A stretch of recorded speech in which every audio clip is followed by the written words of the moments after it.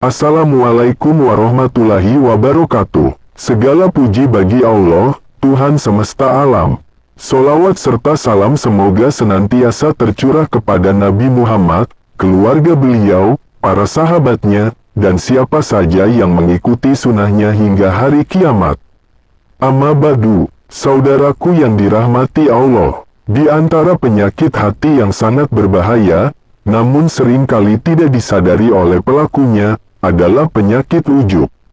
Penyakit ini merupakan salah satu racun halus dalam jiwa yang dapat melebur pahala amal, merusak hubungan dengan Allah, dan menjerumuskan pelakunya kepada nasib yang mengerikan di akhirat, jika tidak segera disadari dan ditobati. Dalam kitab Ihya Ulumuddin, Imam Abu Hamid Al-Ghazali menjelaskan secara panjang lebar tentang bahaya ujub, ciri-ciri, sebab-sebab, serta nasib buruk yang akan dialami oleh orang yang memiliki sifat ujub. Pada bagian ini, kita akan membahas awal dari nasib orang yang terkena ujub, agar kita bisa waspada dan menjaga hati dari penyakit ini. Apa itu ujub? Ujub adalah kekaguman seseorang terhadap dirinya sendiri. Ia merasa bangga atas amalnya, ilmunya, hartanya, kedudukannya, atau segala hal yang dimilikinya, tanpa merasa bahwa semua itu adalah karunia dari Allah.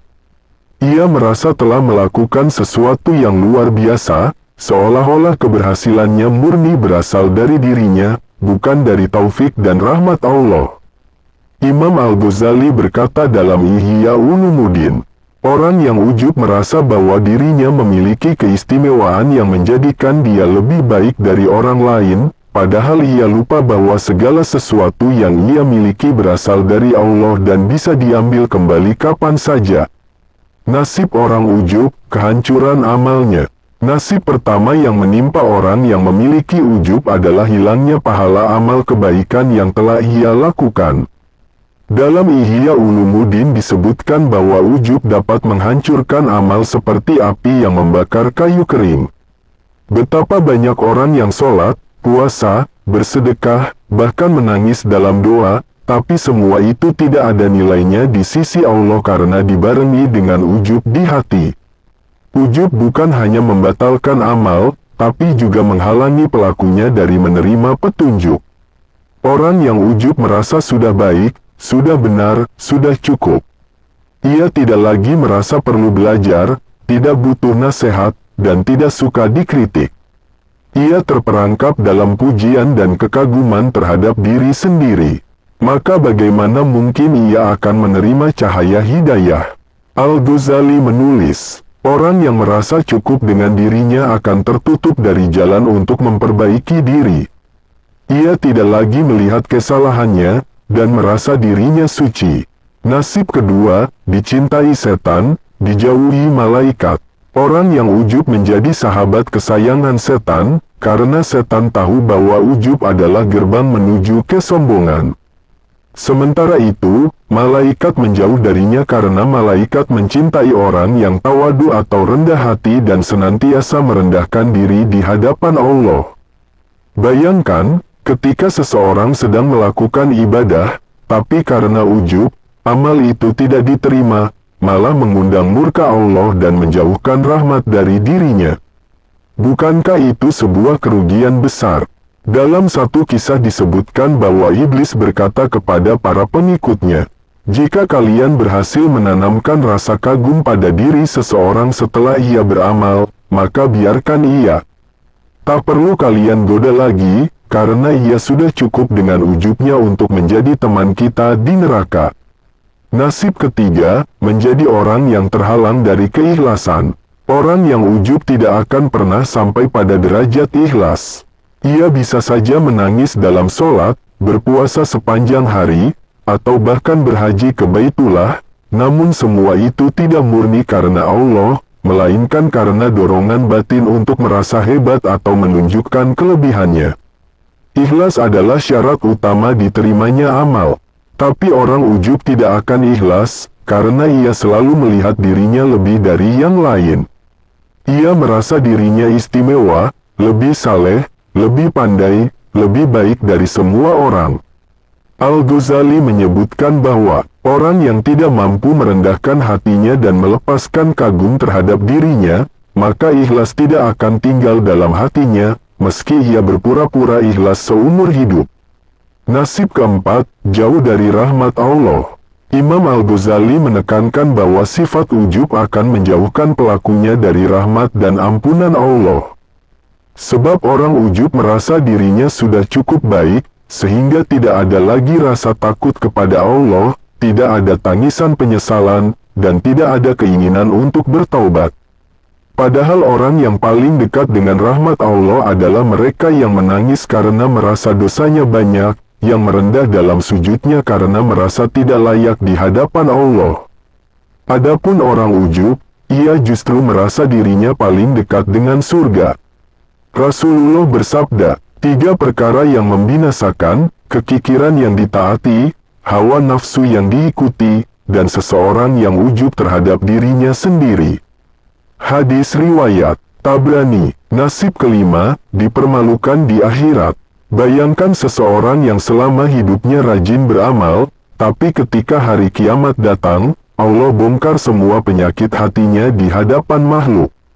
Ia dipermalukan karena ternyata amalnya selama ini tidak murni karena Allah, tapi karena ingin dipuji, karena merasa bangga terhadap diri sendiri.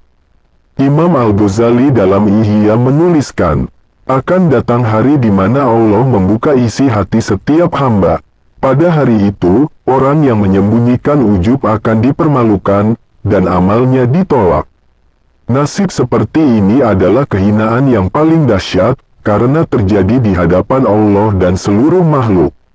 Bukan hanya gagal masuk surga, tapi juga terhina karena kesombongan dan kekaguman terhadap diri sendiri yang tidak pernah ditobati. Saudaraku, ujub adalah penyakit hati yang halus namun sangat mematikan.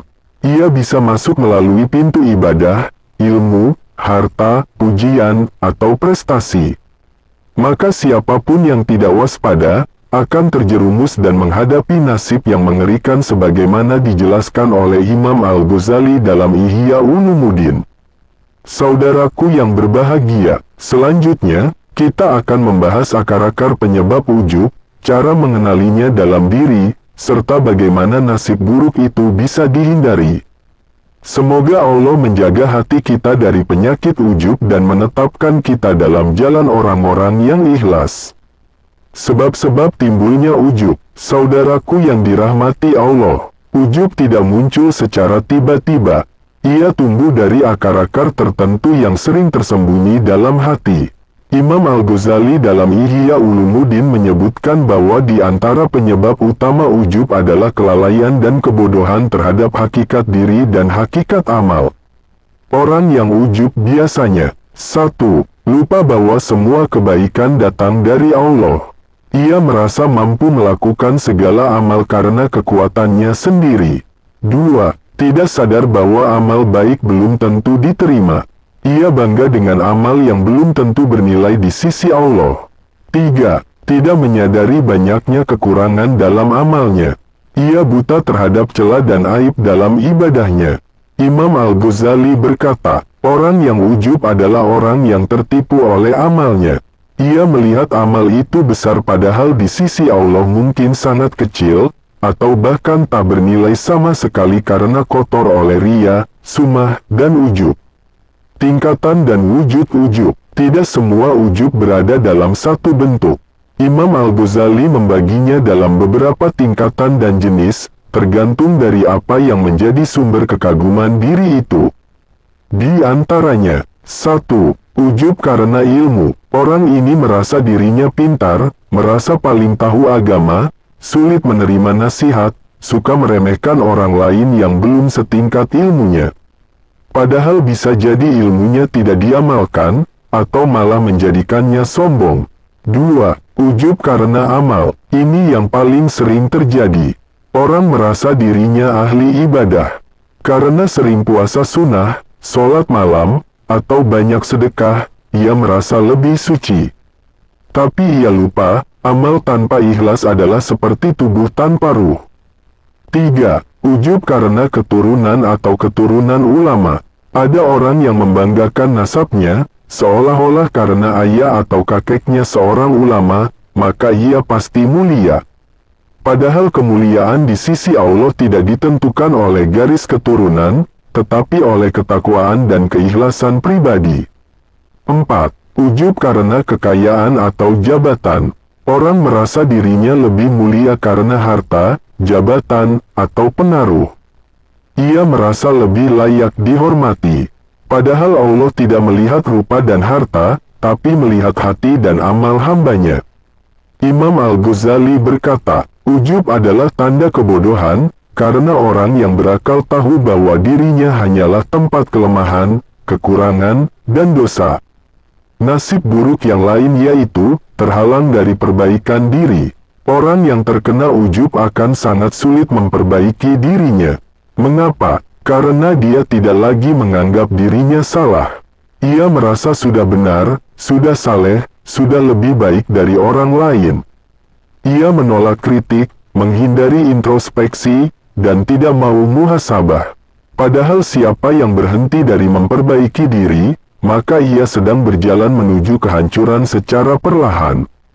Imam Al-Ghazali menulis, setiap orang yang melihat dirinya lebih baik dari orang lain, walau hanya sedikit, maka telah tertanam dalam hatinya benih kehancuran yang akan tumbuh dan membakar amalnya.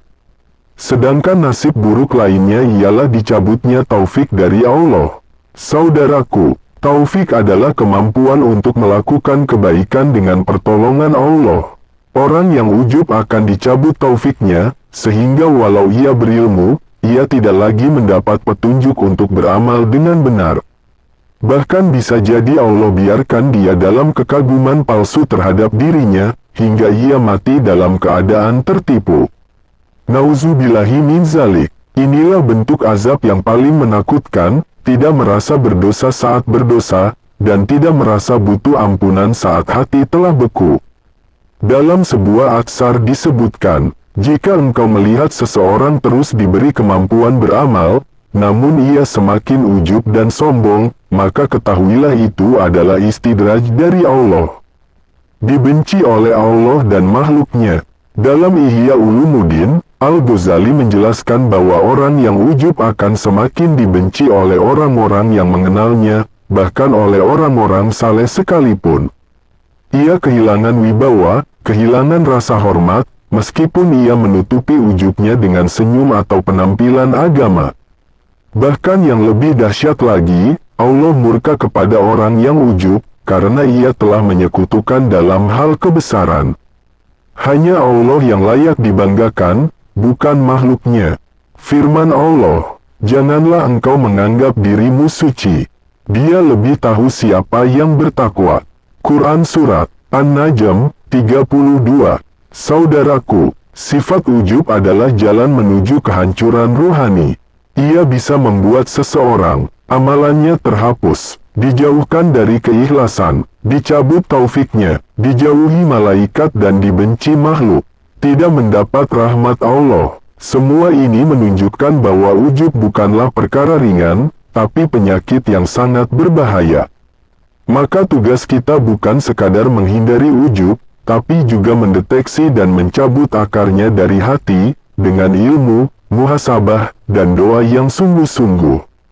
Saudaraku yang dirahmati Allah, setelah kita memahami betapa dahsyat dan mengerikannya nasib orang yang terkena penyakit ujub dari hancurnya amal, terhalangnya keikhlasan, hingga jauh dari rahmat Allah, maka tidak ada pilihan lain bagi kita kecuali segera menyembuhkan hati, menelusuri akar ujub, lalu memotongnya sampai ke dasar, agar tidak tumbuh lagi. Imam Al-Ghazali dalam Ihya Ulumuddin dengan kasih sayang dan ketajaman hikmahnya memberikan resep penyembuhan yang mendalam, menyeluruh, dan menyentuh hati, untuk menyelamatkan jiwa kita dari kebinasaan ujub. Saudaraku, simaklah dengan seksama cara menyembuhkan penyakit ujub. 1. Mengenal diri sendiri dengan jujur. Langkah pertama dalam menyembuhkan ujub adalah mengenal hakikat diri. Siapa kita sebenarnya, dari mana kita datang, dan kemana kita akan kembali. Imam Al-Ghazali mengingatkan, Ketika seorang hamba menyadari bahwa ia hanyalah setetes air hina yang berasal dari tempat yang najis, lalu diberi kehidupan oleh Allah tanpa diminta, diberi akal tanpa usaha, dan diberi nikmat tanpa layak, maka bagaimana mungkin ia bisa merasa bangga terhadap dirinya? Maka, ingatlah asal-usul kita, tanah yang hina, darah dan daging yang lemah, penuh dosa, dan tidak mampu hidup tanpa rahmat-Nya. 2. Selalu ingat bahwa semua amal adalah karunia Allah. Jangan pernah melihat amal sebagai hasil kerja keras pribadi. Melainkan, lihatlah amal sebagai anugerah dan taufik dari Allah semata. Tanpa izin dan kehendak Allah, kita tidak bisa sujud, tidak bisa menangis dalam doa, bahkan tidak bisa mengucap astagfirullah. Imam Al-Ghazali menulis, jika engkau menganggap amalmu sebagai hasil usahamu sendiri, maka engkau telah buta dari hakikat. Amal itu hanyalah sarana untuk bersyukur, bukan alasan untuk membanggakan diri. Karena itu, saat kita selesai beramal, ucapkanlah dalam hati, "Ya Allah, jika bukan karena Engkau, aku tak akan mampu melakukannya." 3. Perbanyak muhasabah dan introspeksi diri. Setiap malam sebelum tidur, tanyakan pada diri sendiri, apakah hari ini aku berbuat hanya karena Allah?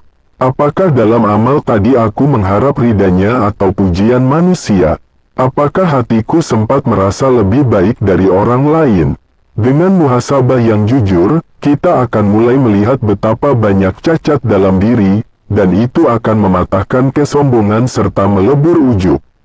Al-Ghazali berkata, tidak ada yang bisa melihat penyakit ujub dalam dirinya kecuali orang yang suka menundukkan pandangan hati dan melakukan muhasabah dengan jujur. 4. Membayangkan nasib akhir. Ingatkan diri tentang kematian, kubur yang gelap, hari kiamat yang dahsyat, dan hisab yang mengerikan. Jika amal yang kita banggakan itu ternyata ditolak, jika ibadah kita dipermalukan di hadapan makhluk, jika Allah berkata, amalmu tak ikhlas, penuh ujub dan ria, maka bagaimana nasib kita? Ujub hanya akan membuat kita tidak siap untuk mati, karena kita terlena dalam rasa puas yang palsu. Maka biasakan diri berdoa, "Ya Allah, ampuni aku atas rasa bangga terhadap amal yang seharusnya membuatku malu di hadapan-Mu." 5. Bersahabat dengan orang-orang rendah hati. Bergaullah dengan orang-orang yang rendah hati, yang tidak suka membanggakan diri. Duduk bersama mereka akan meruntuhkan tembok kesombongan, karena kita bisa melihat bagaimana orang saleh tetap merasa hina di hadapan Allah, meskipun amalnya jauh lebih besar dari kita. Imam Al-Ghazali menyarankan, bersahabatlah dengan orang-orang yang senantiasa mengingatkanmu pada kekurangan, bukan yang selalu memujimu.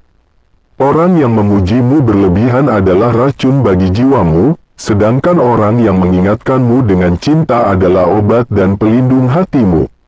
Saudaraku, ujub adalah penyakit yang sering datang tanpa disadari. Ia menyusup dalam amal-amal kita yang indah, lalu mengotorinya hingga tak lagi bersinar di hadapan Allah. Ia bagaikan karat yang melapisi hati, menghalangi cahaya keikhlasan masuk ke dalam jiwa. Namun ketahuilah, rahmat Allah lebih luas dari semua dosa. Sebesar apapun penyakit hati kita, jika kita datang kepadanya dengan taubat dan rasa malu, niscaya Allah akan membersihkan dan menyembuhkan hati kita. Jangan pernah merasa aman dari ujub, dan jangan pula putus asa dari rahmat Allah. Hari ini kita mungkin jatuh dalam kekaguman terhadap amal sendiri, tapi bila kita jujur dalam muhasabah dan bersimpuh memohon ampun, Allah akan angkat kita ke derajat hamba yang ikhlas dan bersih hati. Imam Al-Ghazali menutup nasihatnya dengan harapan yang agung. Jika engkau mampu menghinakan dirimu di hadapan Allah dan sesama manusia, maka engkau akan diangkat oleh Allah di dunia dan akhirat. Tapi jika engkau meninggikan dirimu, maka engkau akan dijatuhkan ke tempat yang paling rendah. Maka marilah kita sama-sama berdoa, "Ya Allah, jangan engkau biarkan aku terpedaya oleh amalku sendiri. Jangan biarkan rasa ujub tumbuh dalam hatiku. Ampunilah aku yang lemah dan penuh celah ini. Terimalah amalku walau tidak sempurna, dan bimbing aku agar selalu ikhlas dalam setiap langkahku menujumu. Amin ya rabbal alamin. Wassalamualaikum warahmatullahi wabarakatuh.